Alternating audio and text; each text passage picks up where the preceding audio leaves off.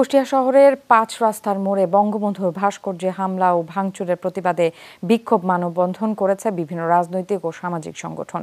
সকালে বিষয়টি জানাজানি হলে সবার মাঝে ক্ষোভ সৃষ্টি হয়। দুপুরে শহরে বঙ্গবন্ধু সুপারমার্কেট চত্বর ও থানা মোড়ে আওয়ামী লীগ, জাসদ সহ বিভিন্ন রাজনৈতিক এবং সামাজিক সংগঠন বিক্ষোভ সমাবেশ, মিছিল ও মানববন্ধন করে। তারা দ্রুত হামলাকারীদের চিহ্নিত করে বিচারের আওতায় আনার দাবি জানান। পৌরসভা কর্তৃপক্ষ জানায়, একই বেদিতে বঙ্গবন্ধুর ৩ ধরনের ভাস্কর্য নির্মাণের উদ্যোগ নেওয়া হয়। পাশেই জাতীয় ৪ নেতার ভাস্কর্য তৈরি হবে।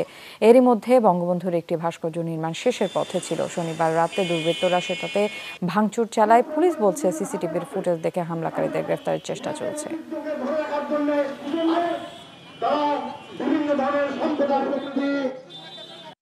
ভাঙাটা অত্যন্ত গুরুতর অপরাধ এবং অবশ্যই তদন্তপূর্বক দেখে তাদের শাস্তিমূলক ব্যবস্থা করতে হবে। বঙ্গবন্ধুর গায়ে হাত দিয়েছে, এটা কোনো অবস্থাতেই আমরা মেনে নিতে পারি না, মেনে নেব না।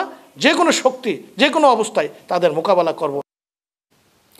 ভাস্কর্য নিয়ে চলমান বিষয়টি প্রধানমন্ত্রী নিজেই দেখছেন বলে জানিয়েছেন আওয়ামী লীগের সাধারণ সম্পাদক ওবায়দুল কাদের। নেতাকর্মীদের মাথা ঠান্ডা রাখার আহ্বানও জানান তিনি।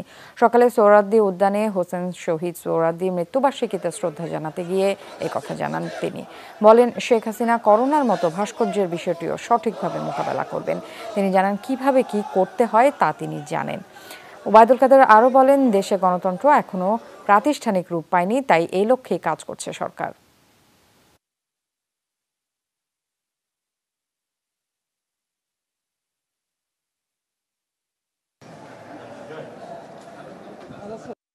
মূর্তি আর ভাস্কর্য এক নয়।